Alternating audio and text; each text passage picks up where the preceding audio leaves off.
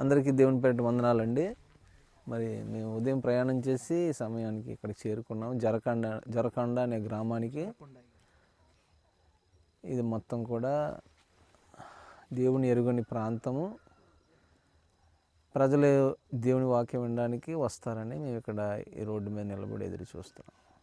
చక్కగా కార్యక్రమం జరిగేటట్లుగా మా టీం మెంబర్స్ అందరూ ప్రార్థిస్తున్నారు. కార్యక్రమం ఘనంగా జరిగినట్లయితే దేవునికే మహిమ కలుగుతుంది కనుక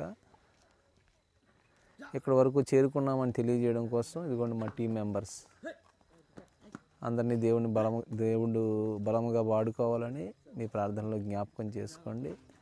తెల్లవారు బయలుదేరాం, ఈ సమయానికి ఇక్కడికి చేరుకున్నాం.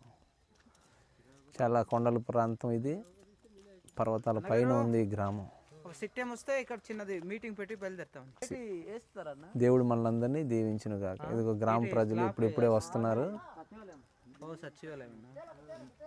దేవుని కార్యక్రమం జరగాలని అందరూ ఆశతో ఎదురు చూస్తున్నారు.